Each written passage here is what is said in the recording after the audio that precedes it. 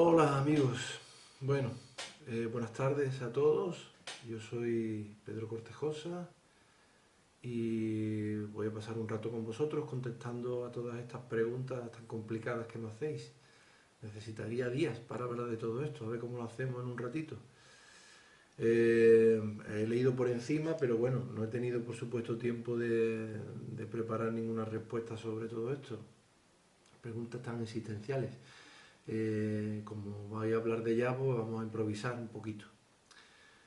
Primera pregunta, ¿quién es Pedro Cortejosa? Pues digamos que tengo dos facetas bien diferenciadas. Por un lado, soy un profesor de saxofón del conservatorio, donde enseño a alumnos cuyas edades rondan entre los 8, incluso tengo algunos adultos también, de 20 o 20 y algo, pero la mayoría está entre 8 y 18 años, ¿no? Enseño música clásica en el conservatorio, pero tengo un itinerario especial también de jazz, donde los alumnos del grado profesional en los últimos cursos deciden estudiar música moderna, improvisación y cogen este itinerario conmigo. Digamos que ese es mi lado docente y luego tengo otro lado de músico en directo, donde llevo muchos años, quizás 20, 25, viviendo como profesional también de la música, componiendo, escribiendo, grabando discos, tocando para otros artistas, acompañando a muchos músicos de jazz y de otros estilos musicales también. Y vivo en Cádiz, concretamente en Chiclana, en un sitio aquí en el campo muy bonito, donde he tenido suerte para pasar este confinamiento. Y bueno, básicamente esas son mis dos principales ocupaciones. También tengo una hija de 17 años casi y soy una persona a la que le gusta la tranquilidad y el bullicio también, por otro lado, pero me gusta mucho la tranquilidad, me gusta mucho pasar tiempo en casa, eh, escribir, leer, ver cine. Bueno, tengo muchas aficiones, la verdad. Pasear, deporte. Me centro porque si no se nos va la tarde. A ver, segunda pregunta. Usualmente como público general solemos tener en ocasión una visión muy limitada en lo que respecta a lo que es el jazz. ¿Cuántos géneros engloba? ¿Cuál es tu favorito? ¿Hay alguno que no soportes en absoluto? A mí me gusta más que definirme como un músico de jazz, me gusta más la expresión de la música improvisada, porque el jazz, bueno, es un estilo muy amplio, engloba muchos diferentes subgéneros, como bien decís en esa pregunta. No odio ninguno, no hay ninguno que no soporte. Es cierto que me gustan algunos más que otros. Y todos han tenido como una misión y una parte importante en el desarrollo de este gran género y una parte también en mi aprendizaje. Supongo que a vosotros habrá algunos estilos que os resulten duros y complicados de entender, que se escapen de vuestra comprensión o suenan un poco a chino. Y de hecho eso es un poco lo que ocurrió cuando estos géneros surgieron. Creo que he leído por ahí una pregunta sobre el bebop. Bueno, voy mezclando un poco. Cuando surge el bebop, parecía que estaba abocado al fracaso. Los músicos decían que eso era una música de chinos, que había quien la entendiese. Los propios músicos, ¿no? Porque además no estaban dotados técnicamente para tocar con ese virtuosismo que requería. En fin, hay muchos géneros, el free, el Dixieland, la música swing de baile, música para grandes orquestas, para big band, música vocal, música de autor. Yo si tuviera que elegir algo por lo que me decanto y que no tiene tampoco una determinación, una concreción temporal, es la música de autor, que es la que me gusta a mí como término para definir mi propia música. Yo escribo canciones, normalmente en estas canciones hay mucho espacio para la improvisación y por eso se encuadran dentro del jazz, pero no es un jazz estrictamente ortodoxo.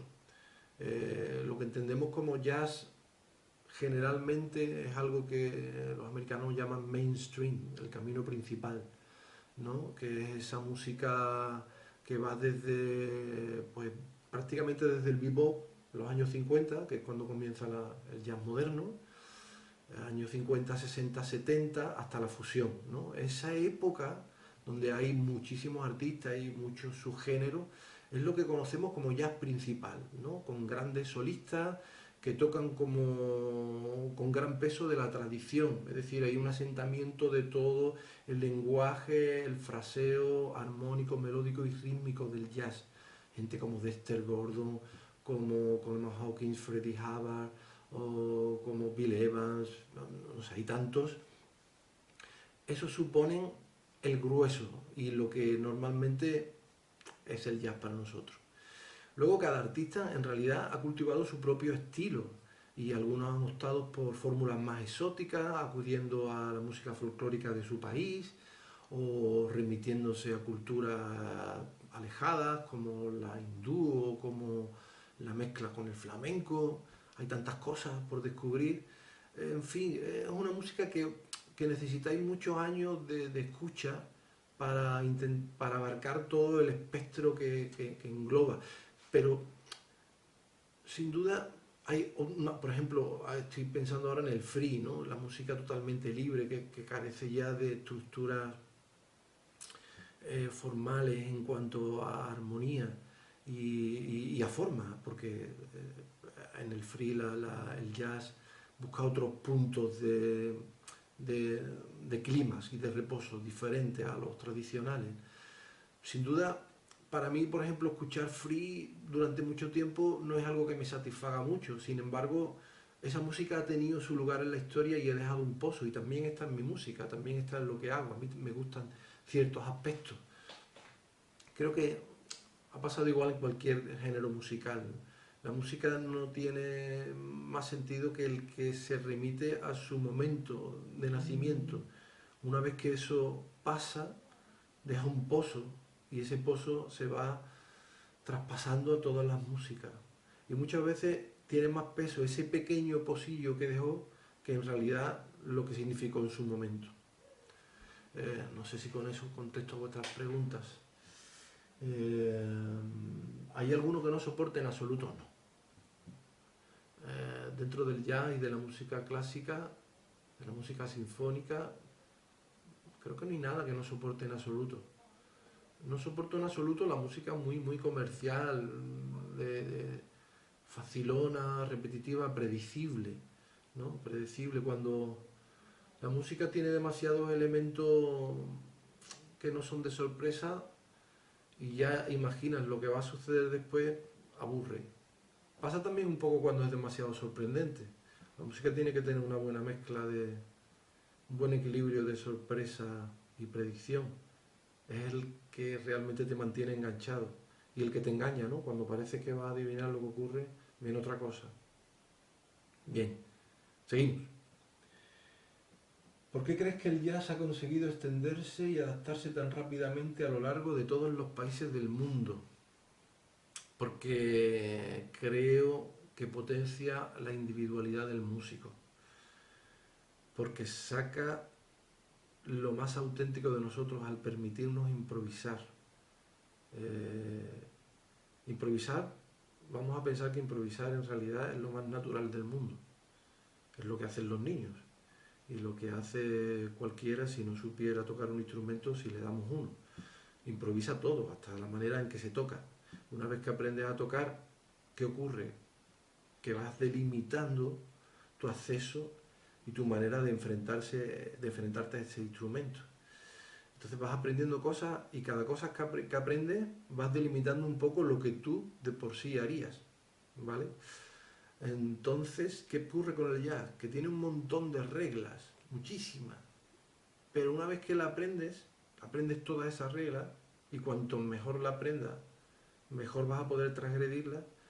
Una vez que te sabes todo eso, puedes ser realmente muy libre, puedes ir a muchos sitios y dependiendo del estilo que elijas, porque pensamos en el jazz como algo bastante ortodoxo, como os comentaba antes, pero hablemos de música improvisada.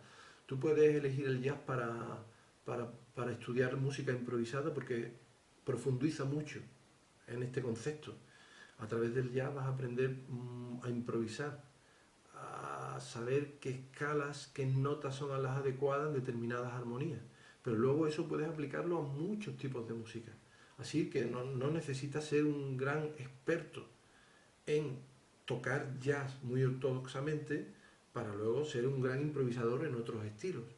Pero el jazz sí que te va a dar esas herramientas, porque te va a enseñar que cada vez que tengas una situación o contexto armónico tal, por ejemplo, de dominantes tónicas, pues hay un montón de posibilidades armónico-melódicas que puedes utilizar, apoyándote en los puntos de reposo, de los acordes, de cada nota del acorde, que son las importantes, las que definen la armonía, cómo jugar cromáticamente con esas notas, cómo resolver sobre una nota que tiene tensión o no la tiene. Eso te lo enseña el jazz. Cuando toca otra música, pues también. Entonces el jazz se extiende también porque saca nuestra individualidad, podemos expresarnos de una manera muy intensa, muy sincera. Creo que es por eso. Seguimos. Mucha gente encuentra el swing o el Dixieland fácil de escuchar y entender, pero aún les cuesta comprender el lenguaje del bebop, sin ya no hablar del más actual jazz de vanguardia. ¿Podría explicarnos un poco estos subestilos y el por qué crees que pueden darse esa situación? He hablado ya un poco de esto. En realidad, cada uno de estos estilos que va surgiendo a lo largo de la historia del jazz responde a un contexto sociocultural. Y en el momento en el que surgen, tienen mucho impacto y también mucha resistencia por parte del público y de los músicos. Siempre ocurre esto, ¿no?, en la historia de la música y de la humanidad en general. Pues surgen por ejemplo, bebop. El jazz moderno surge como un rechazo de los músicos, de un grupo muy concreto de músicos, a que el jazz se haya convertido en una música de entretenimiento y de baile. Quieren elevarlo a la categoría de música de cámara, de músico que tenga el reconocimiento que tiene la música clásica. De hecho, estos músicos tocan de espaldas al público, tocan fórmulas que el público no puede entender, tienen un lenguaje y una jerga críptica que solo lo entienden ellos, una forma de vestir diferente. Es como un rechazo a todo lo que existe en ese momento y una manera de reafirmar su identidad. Y claro, ¿qué pasa? Que hay reticencia por parte de un sector que ve inaccesible esa música, imposible para ellos de tocar eso tan complicado, y inmediatamente lo tachan como de algo que está fuera de la música, como que no tiene cabida, pasajero, y que eso es una locura. Ocurre con el bebop, ocurre con el free también, cuando llega Ornette Coleman y se sale de toda la estructura armónica, melódica y rítmica y toca música totalmente libre. Fue un proceso gradual, no lo hizo inmediatamente desde sus primeras composiciones. Y luego muchos músicos que se suman a esa vanguardia, que antes habían pasado por otras etapas más clásicas también. El jazz tiene un proceso natural, solo que muy acelerado.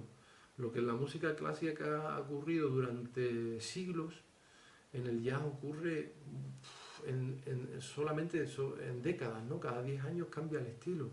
Tenemos la música de Nueva Orleans, tenemos el Dixieland, tenemos el estilo de los grandes pianistas como Duke Ellington, como Count Basie con las grandes orquestas, la época dorada de las big bands, el swing, que se llega a hacer muy comercial con Benny Goodman,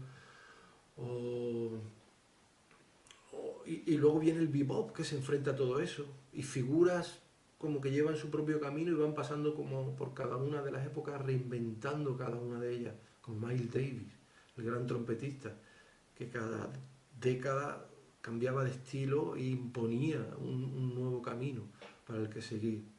Yo os recomiendo que sigáis mucho la trayectoria de Miles Davis. Es muy interesante porque él graba discos muy significativos, como el noneto de The Birth of the Cool en el año 49, donde marca una trayectoria muy clara. Ahí la música de jazz se despega del bebop. Previamente había grabado con Charlie Parker y con Dizzy Gillespie y había tocado bebop, pero él no era un músico muy especialmente dotado para el bop, según sus propias palabras. En el año 49 graba este disco, Birth of the Cool, y marca el principio del cool, la música que se despega un poco de cool con contraposición a hot, a caliente, como más fría, como más meditada, más intelectual, más escrita, más arreglada. Luego en el año 59 graba Kind of Blue, el comienzo de la música modal, y deja de tocar esas progresiones de acorde tan continuadas, con tantos cambios armónicos, para centrarse en temas donde la armonía se centra en modos, ¿no? Un acorde de re menor dórico ocupa 8 compases, 16 compases. Los músicos tienen una exploración diferente. Luego va a tocar con su quinteto clásico, donde va a transgredir un poco las normas del jazz tradicional, de esa formación de cámara. Luego se va a adentrar en el mundo de la fusión. Miles Davis es un ejemplo de la historia del jazz personificado en una sola persona. Es increíble, ¿no? Lo interesante que, además, por sus grupos siempre pasaron los mejores músicos del momento, que eran también líderes a su vez de sus propias bandas. ¿Cómo me enrollo? Sigo. ¿Qué es el blues y por qué es tan importante dentro del jazz y la enseñanza de este? El blues realmente es muy importante porque es la gran forma americana, ¿vale? Es como imaginaros una forma muy importante dentro de la música europea, como la sonata, por ejemplo, ¿no? Pues el blues es una sonata hiper resumida en 12 compases, ¿vale? La forma del blues de 12 compases no fue algo que surgió de la nada. Al principio tenían 8, había un carácter blues, no era estrictamente la forma blues que hoy conocemos. Y ni siquiera la armonía fue evolucionando a lo largo del tiempo. Pero bueno, hoy en día el blues tiene formalmente una estructura de 12 compases. Vamos a dividirlo en 4, 4 y 4, ¿vale? 3 pautas. Los primeros 4 son el tono, la región geográfica de la tónica, ¿vale? Los segundos 4, la segunda pauta, tiene 2 partes. Los 2 primeros van al subdominante y los otros 2 vuelven a la tónica. Y los últimos 4 tienen una región tonal de dominante y otra región tonal de tónica, ¿vale? Así que tenemos las 3 funciones principales. Tónica, máxima estabilidad; subdominante, semi-estabilidad, parece que hay un movimiento que va a otro sitio; y dominante, máxima inestabilidad, hay que resolver, ¿vale? Hay que moverse a otro sitio. Pues en el blues están estas 3 regiones perfectamente delimitadas, y claro, las 3 funciones principales de la música, que son estas, tónica, subdominante y dominante, pueden traducirse en multitud de acordes. Los músicos de jazz lo que han hecho durante toda la vida es crear muchas situaciones diferentes para esas funciones tonales. Hay muchísimos acordes que pueden sustituirse unos por otros en cada una de estas funciones, pero básicamente es eso. Y de hecho, con do, fa y sol, que sería tónica, subdominante y dominante, podemos tocar casi cualquier canción del mundo, ¿no? Porque son los 3 principales estados que tiene la canción. Bueno, el blues está muy bien delimitado y es una forma como muy bien pensada, muy cuadrada, muy redonda, que permite llegar muy lejos a través de ella, ¿vale? Y podemos improvisar y podemos crear multitud de contextos sonoros a través de esa forma tan reducida. Y luego está la sonoridad típicamente blues, lo que llamamos escala de blues. La escala de blues, que surge de que los africanos esclavos que vinieron a Estados Unidos no saben concretamente interpretar la música tradicional europea, no tienen sistemas mayores, menores en su música, no tienen tercera mayor, tercera menor, tienen una música pentatónica. ¿Y qué ocurre? Que cuando tienen que cantar una tercera, una séptima que no tienen en su sistema, lo hacen medio bemol, medio... No lo hacen bien, no lo hacen claro. Gracias a Dios, que cantaban así de mal, pues hicieron esa nota blues, que tocan una tercera menor en un acorde mayor, que tiene una tercera mayor, lo que llamamos nota blues, que no es ni una mayor ni una menor, sino una nota que se queda ahí en medio. Entonces surge como una especie de escala blues que con el tiempo se delimita y hoy en día tenemos así como muy clara, no me enrollo más porque esto daría para mucho, y esa sonoridad está como presente durante los 12 compases, pero no solo esa, muchas caben ahí. Esto daría lugar para hablar durante una hora solamente del blues, así que no me enrollo, sí. ¿Qué es un estándar? ¿Para qué sirve el cifrado americano y los diferentes números que pueden verse escritos en estos? A ver, los estándares son las canciones que surgen del Tin Pan Alley americano. ¿Qué es esto? Pues estos son las canciones que se interpretaban en los musicales de Broadway, ¿vale?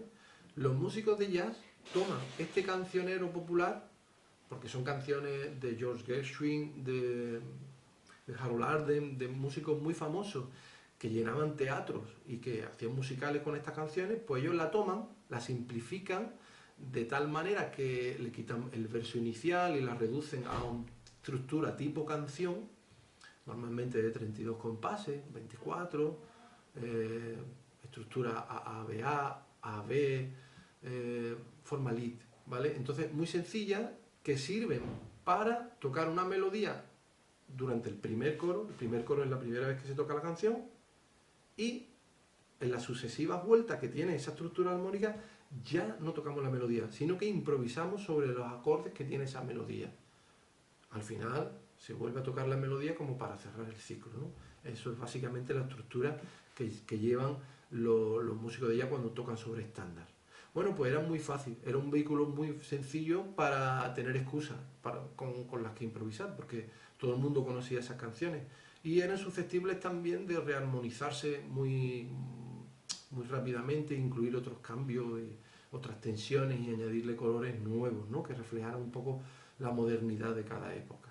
El cifrado americano sirve para clarificar en cada uno de los compases cuál es la armonía que está tocando esa melodía. ¿Entendéis? La canción... Bueno, no me enrollo más porque además esto es muy raro porque os estoy contando tantas cosas y no sé si me estáis entendiendo, que no puedo veros. Creo que ha quedado claro, ¿no? Una estructura armónica estándar es fácil para improvisar y tiene unos cambios arriba. El cifrado americano tiene unos símbolos, que también era parte de la pregunta, que indican cuál es el acorde que acompaña esa parte de la canción, ese compás, y cuáles son las tensiones que lleva ese acorde.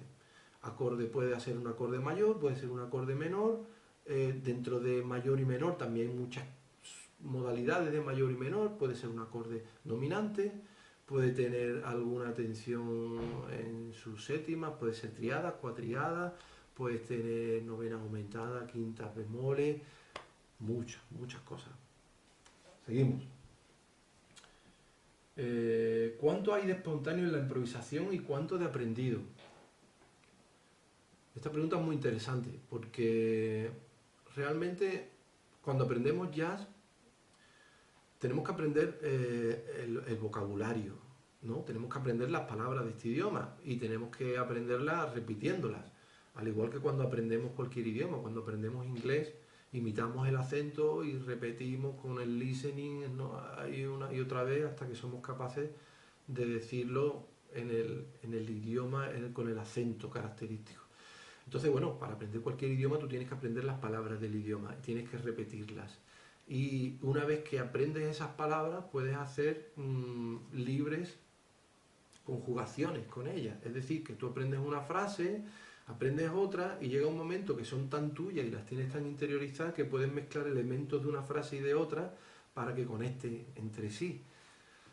Entonces, cuando uno está tocando, lo ideal sería no recurrir a este tipo de frases que tenemos como clichés, que se llaman, que sabemos que funcionan en determinado contexto armónico. Si tocas esta frase va a sonar bien, sino realmente hacer una improvisación realmente sincera y pura en la que no estás usando y tirando de esos clichés que sabes que funcionan, sino que estás solamente en el sonido y tocando lo que surge, ¿no? Una frase te lleva a otra y un sonido te lleva al siguiente y no estás tirando de esos recursos que tiene. Lo que pasa es que es inevitable y realmente los músicos lo usan porque a veces es necesario que suene allá y a veces está bien reconocer el lenguaje. Es como si de pronto estás hablando con tus amigos y sueltas una coletilla que os une y os mantiene dentro de la misma sintonía, ¿no? Si no la dices, te sales del juego. Hay un balance, un equilibrio entre lo que toca. Lo que pasa es que sabes, lo dices como algo tuyo, la interiorizas y forma parte de tu lenguaje.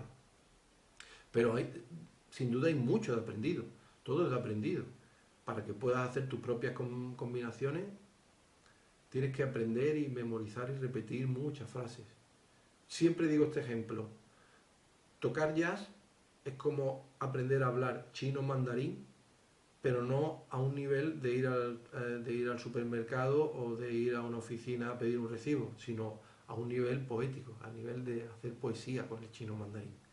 ¿Vale? Esto me lo dijo mi amigo Lipi Calvo, que es un trompetista de jazz también buenísimo, de Cádiz y compañero del conservatorio, y siempre me gusta decirlo como ejemplo, porque es muy clarificador.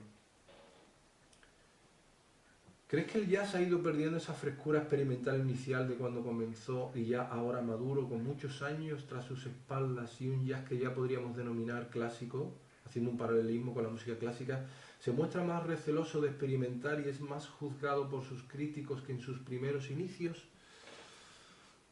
¡Wow! Preguntón. A ver, toda la música siempre y toda la historia de la humanidad es siempre oponerse a lo nuevo, al cambio. Y en la historia del jazz también ha ocurrido. Es necesario un tiempo de adaptación para que los cambios hagan mella y porque es fácil vivir a lo que estamos acostumbrados, a lo cómodo, y los cambios nunca sientan bien en el sentido de que ahora tienes que volver a reinventarte. Pero sin duda creo que en el jazz es una de las corrientes donde más rápidamente se asimilan los cambios. Y yo creo que hoy en día, donde hay tanta diversidad y tanto eclecticismo y conviven tantos géneros musicales del pasado, del presente y del futuro, creo que en el jazz no es un sitio especialmente conservador. Creo que es bastante libre y es una de las razones de su éxito. La capacidad de incluir cualquier tipo, de importar elementos de otras culturas. Por ejemplo, el flamenco es más conservador, cuesta más trabajo, es un lenguaje más delimitado. A veces lo comparamos con el jazz y son dos mundos muy diferentes. No tienen mucho que ver en cuanto a la improvisación y a la libertad. Tienen que ver en cuanto a la expresión individual, porque son muy auténticos en cuanto al ser propio que interpreta y a transmitir tu propia verdad, tu alma, pero no en cuanto a la improvisación. Entonces, en el flamenco, por ejemplo, esto creo que cuesta más trabajo, ¿no? En el jazz, aunque sí hay reticencia, igual que en todo, es mucho más maleable, más flexible, se adapta rápidamente. Es una de las claves de su éxito, pienso. ¿Qué es más importante para ti, la opinión de la crítica especializada o la del público en general? Para mí la crítica no es muy importante en general, ¿vale? No escucho mucho la crítica ni del público y de los críticos menos, ¿vale? Me gustan las opiniones de los amigos sobre el trabajo que hago. Me gusta compartir con ellos y contarles. Pero creo que que el artista debe estar por encima de la crítica. No puedes tocar para el favor del público. Tienes que ser fiel a ti mismo y hacer la música que sale de ti, en la que tú crees y con la que estás comprometido. Y tienes que ser libre para esto. No me influye mucho realmente eso. ¿Qué importancia crees que tiene en el jazz actualmente el aspecto racial que quizás fue tan acusado en sus primeros años? No tengo ni idea. Sin duda, el jazz fue un movimiento de lucha social y de resistencia. y de reivindicación de derechos en su momento. Hoy en día el racismo sigue existiendo, desde luego en Estados Unidos, pero yo no vivo allí. Y bueno, conozco a muchos músicos y he tocado con algunos músicos, pero bueno, no sé, creo que el jazz sería un vehículo como puede ser cualquier otro, de revolución y de reivindicación, ¿no? De libertades. No creo que especialmente, y menos en un contexto más europeo en el que yo me pueda mover, no sé, desconozco. Eh, Todavía estoy pensando en la pregunta de antes, de la crítica. Es que me gustaría hablar más de esto porque el público y los críticos en realidad tienen una visión de la música muy diferente de la del músico. Y está bien que sea así, porque el músico compone y crea debe estar en su propia atmósfera, no debe de influirse por eso. Bueno, ya, sigo. Eh, ¿Qué es lo que más te gusta del mundo del jazz y lo que menos? Wow, eso es difícil. Hay un montón de cosas que me gustan mucho del jazz. Me gusta, resumiendo mucho, jugar, porque el jazz es un juego. Es un juego maravilloso donde hay muchas reglas, como os decía al principio, pero que cuando te la aprendes es un disfrute, ¿no? Te lo pasas pipa, como un niño pequeño, jugar, jugar. Ellos tienen la misma palabra para jugar que tocar, ¿no? To play. Eso es lo que más me gusta. Me gusta mucho también compartir con lo que rodea el mundo del jazz, ¿no? Lo que rodea la camaradería, compartir con mis compañeros, viajar, divertirte. Eh, Pasan cosas muy, muy buenas y hay mucha emoción, hay mucha entrega. Es una música donde no hay un mañana. Cada concierto que hace es muy intenso y se vive de una manera muy, muy, muy emocionante. Lo que menos me gusta, lo que menos me gusta quizás, bueno, pues lo que menos me gusta del mundo de la música en general, tener que demostrar que es bueno, ¿no? El tener que hacer exámenes delante de la audiencia o delante de algunas personas, cuando hay algún...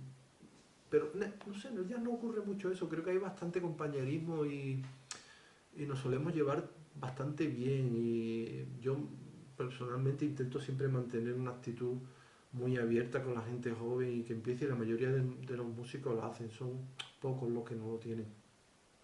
Pero bueno, a veces toca en una jam session, te puedes poner un poco nervioso porque tienes porque hay competitividad y bueno, en algunos sitios evidentemente es feroz, ¿no? No, no es nuestro caso aquí. Eso quizás sea lo que me guste menos. Ahora sigo pensando en la pregunta mientras leo la siguiente. A pesar de que también dominas la guitarra, tu instrumento principal es el saxo. ¿Por qué razón crees que no pudo incorporarse este a la plantilla orquestal clásica y tuvo que labrarse una personalidad propia dentro del mundo del jazz? Bueno, esto tiene una explicación muy clara y sencilla. ¿Por qué no llega el saxo a la orquesta clásica? Pues porque llega tarde, porque se inventa aproximadamente en torno a 1850 como fecha simbólica y ya la plantilla orquestal estaba como bastante definida y luego no tarda mucho en haber compositores que escriban una literatura para el instrumento. Entonces el saxo como que se queda ahí un poco rezagado, al igual que con tantos inventos que ocurrieron musicales en el siglo XIX. El saxo estuvo a punto de ser relegado al olvido, pero fue gracias al jazz y fue gracias sobre todo a las bandas, porque fueron las bandas las que incorporaron este instrumento y sobrevivió. En Estados Unidos, ahora no me acuerdo de este autor tan famosísimo, bueno, tuvo una importancia crucial el que se mantuviera dentro de las bandas. No, tenemos la imagen del vodevil, del circo, ¿no? Y del payaso y tal, pero las bandas fueron muy importantes porque este instrumento permitía tocar de manera con una potencia sonora muy idónea para tocar al aire libre, ¿no? Pues la expresividad que pueda tener un violín o pueda tener un clarinete, pero el saxofón tenía mucho más volumen y podía proyectarse más. Entonces, en el mundo de la banda se impone rápidamente y pervive, yo creo que gracias a esto. Y luego, claro, para el jazz resulta que tiene unas características también brutales. Pero no fue de los primeros instrumentos que adopta el jazz. El primero fue la trompeta, ¿no? Fue el instrumento rey durante mucho tiempo y el clarinete también. Pero luego el jazz, por estas mismas características, adopta el saxo como un gran instrumento muy versátil, además de la potencia sonora que tiene mucho umbral de sonido, tiene una capacidad de tocar en registros dinámicos muy diferentes, de fortísimo y pianísimo, y eso le da la agilidad que tiene, también le da unas grandes ventajas. Sabemos que también eres compositor. ¿Cómo es tu proceso creativo al componer? Wow, esto sí que podríamos parar la cámara y empezar otra vez y estar aquí horas. Mi proceso creativo al componer es muy variado y hay mucho que hablar de esto. A ver, resumo lo más rápidamente que pueda. Hay mucha... Yo me acerco personalmente desde muchos sitios diferentes al tema de la composición. Wow, es que esta es una pregunta que no... Tendría que pensarlo un poco porque para resumirla hay tantas cosas que decir. Digamos que yo compongo desde muchos sitios. A veces compongo desde una progresión de acordes en el piano que me gusta, a veces compongo desde una línea melódica en el saxo, en el propio instrumento, y a veces compongo desde una idea sonora, atmósfera, textura o rítmica también. Cualquier punto de vista es válido para acercarte a una idea, ¿no? Algo que quieras expresar. Y muchas veces a mí me gusta trabajar de una manera extramusical, trabajo en contextos pues, literarios, poéticos, visuales. Muchas veces me impongo retos musicales que consisten en escribir, en componer. Tengo un disco que se titula 12 días, en el que compuse una canción diferente durante 12 días seguidos, hice 12 canciones y el día 13 o 14 fui al estudio y grabé el disco sin ensayo previo apenas con los músicos, para reflejar esa espontaneidad del proceso creativo, ¿no? Podéis escuchar este disco en Spotify, que está 12 días. Día 1 está numerado y cada día. Bueno, ¿cómo me inspiraba yo esos días donde tienes que escribir tan seguido? Pues me inspiraba en los sueños que había tenido, en libro que estaba leyendo, en una idea que se venía por la mañana mientras tomaba el desayuno, en mirar por la ventana y ver qué impresión me daba. También esos 12 días jugué con la idea de que cada día tenía que tener una tonalidad, como 12 tonalidades. Ahí tenía una premisa también clara de la que partir, ¿no? Un color tonal. Pero me impongo muchos retos de este tipo para componer. Tengo un proyecto también que se llama Música Nocturna, en el que durante periodos de tiempo, no todos los días, pero durante, por ejemplo, 10, 12, 15 días o una semana, cada noche cuando me voy a la cama escribo el boceto de una canción, ¿no? Música Nocturna se llama por esto, y al día siguiente por la mañana me levanto y la termino. Y dice, bueno, qué habilidad de escribir canciones tan rápido. Bueno, todas no son buenas y muchas son malas, y para escribir una canción buena tienes que escribir 1000 canciones malas. Y componer es un ejercicio que hay que practicar, hay que componer todos los días un poco, aunque sea un fragmento corto. Yo a mis alumnos en los cursos que doy, o mis estudiantes en el conservatorio, siempre que tengo posibilidad de enseñar, aconsejo a todo el mundo que componga, porque componer, en realidad el jazz, improvisar, es componer, solo que en el momento presente, pero en la composición tienes tiempo de perfilar un poco más la frase, de pensarla mejor y de afinarla hasta encontrar precisamente lo que estás buscando. Y hay que componer y hacer muchas composiciones. Y escribir cosas sencillas, no intentar hacer una obra maestra el primer día que compongas. Entonces, hago. Tengo miles de temas que voy haciendo. Siempre me paro, de vez en cuando repaso, devuelvo, y a veces me gusta recuperar algunos, la mayoría de ellos se olvidan y se quedan ahí. Yo sigo practicando ese ejercicio. A veces escribo para formaciones más grandes, para Big Bang, tengo arreglos también, es un proceso diferente. Ahí hay que tener una estructura formal distinta, hay que meditar cada parte, hay que pensar bien, hay que abstraerse. Yo hago un ejercicio imaginativo que me funciona, que es que me imagino a mí mismo sentándome en el público y acudiendo a un concierto. Y cierro los ojos y pienso qué me gustaría escuchar. Y veo al grupo y empiezo a tocar unas notas, el piano. Y este ejercicio me ayuda a imaginar la música que quiero oír. Y es la que voy escribiendo. En fin, hay mucho que contar sobre esto.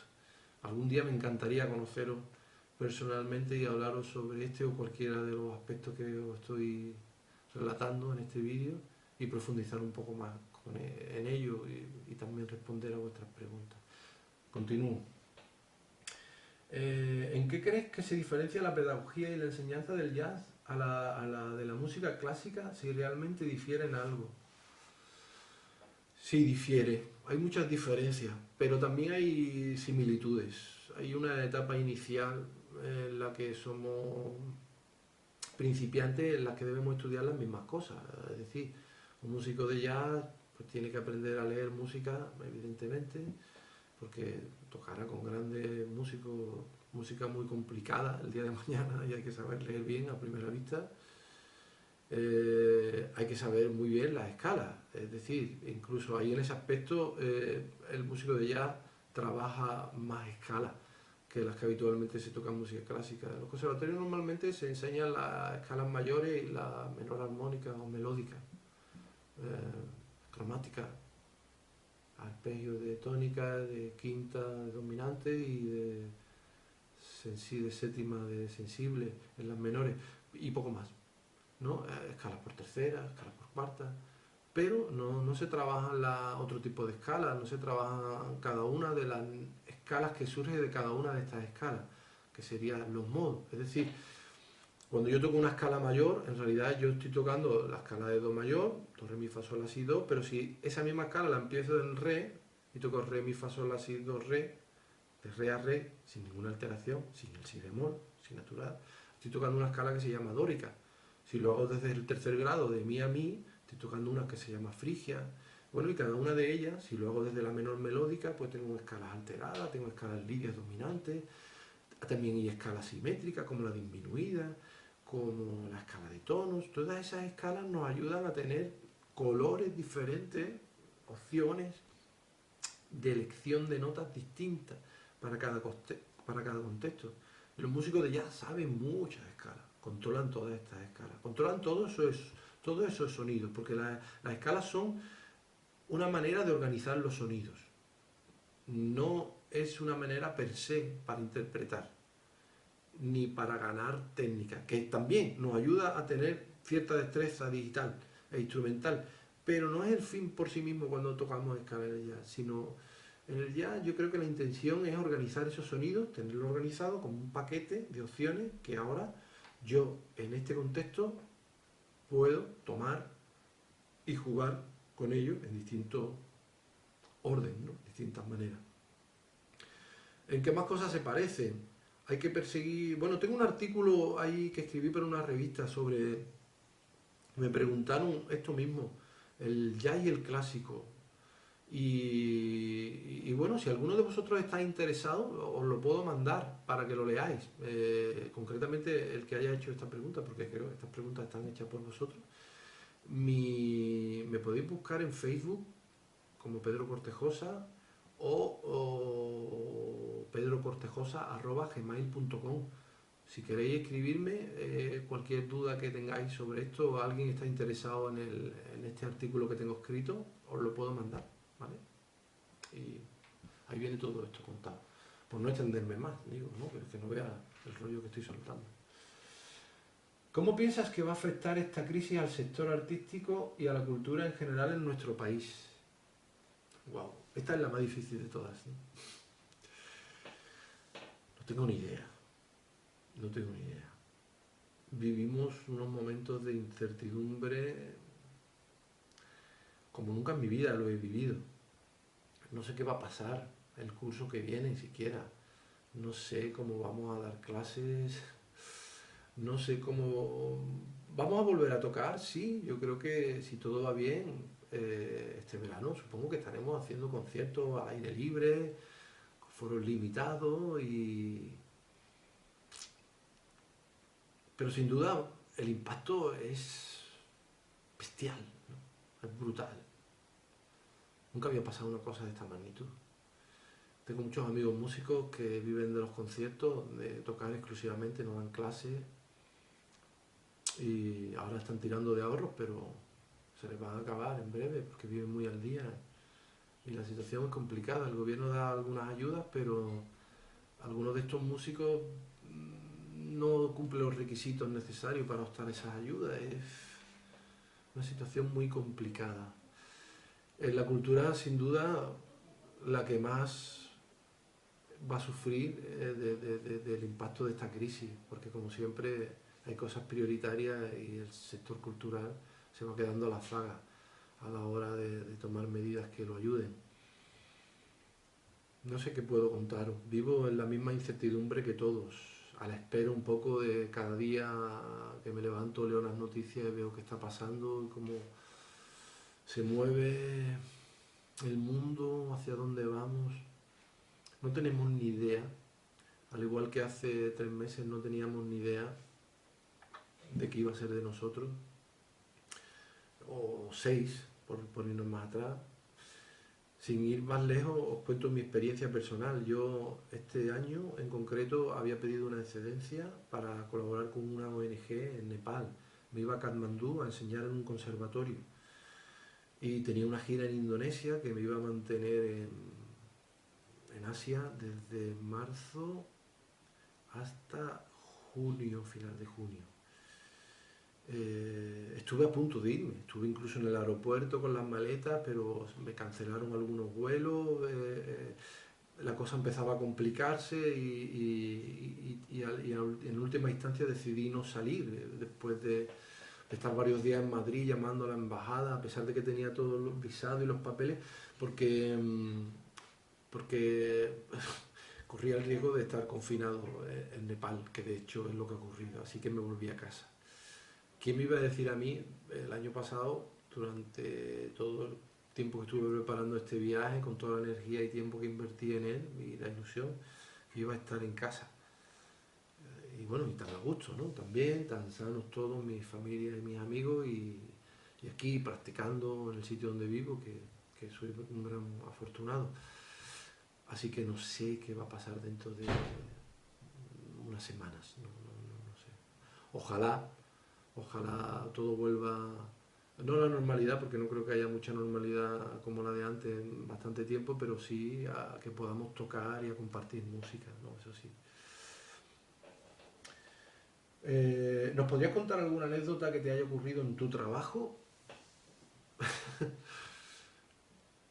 En mi trabajo como docente me han ocurrido muchas, pero sobre todo, claro, como músico sí que me han ocurrido muchísimas. Creo que son más divertidas las de músico, ¿no? Eh, hay muchos viajes, muchas horas de carretera.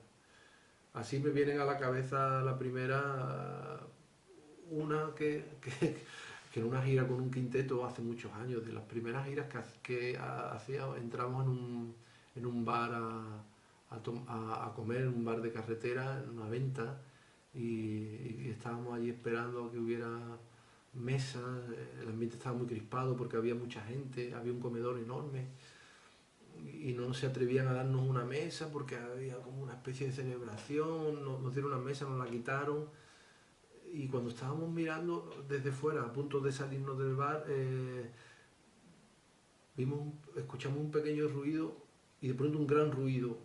¡Buf! Algo cayó en una mesa, había caído una losa del techo, una plaqueta del techo de escayola encima de una mesa donde había una celebración y todo el local se hizo de pronto un silencio tremendo y la señora empezó a quitarse como pequeñas partículas de escayola que había caído en el polvo y dijo, ¿estás bien?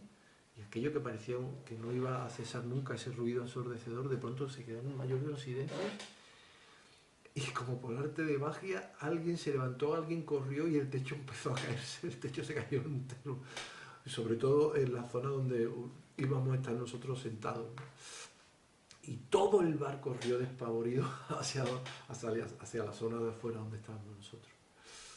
Tengo una muy buena también en un festival de jazz donde fui a tocar en Finlandia. No recuerdo el nombre del lugar porque era un sitio que está 200 kilómetros más allá, más arriba del círculo polar ártico, ¿sabéis? Este círculo invisible del casquete, pues 200 kilómetros arriba había un festival de jazz, increíble, en unas estaciones de esquí que hay, y entonces en medio de la nada había como pequeñas cabañas donde te montabas en coche con tu grupo, te llevaban allí a través de la nada, de la blancura total, un sitio maravilloso, donde en la época que yo fui casi siempre era de día. O sea, quiero decir, casi siempre era de noche, ¿vale? Había solamente 3 horas o 4 de noche, pero el resto era un día extraño de violáceos, de colores malvas y de luz así de día, había como 3 o 4 horas, ¿vale? Solo, pero era precioso.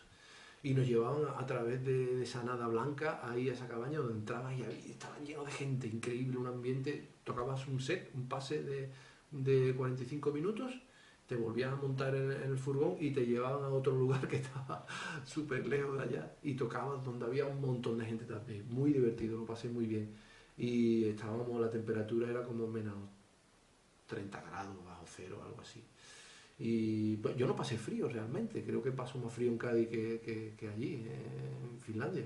Y llevaba una ropa normal. Luego cuando paseaba me ponía un mono de esto que te lo ponía encima de todo. Pero bueno, la anécdota, que me enrollo mucho.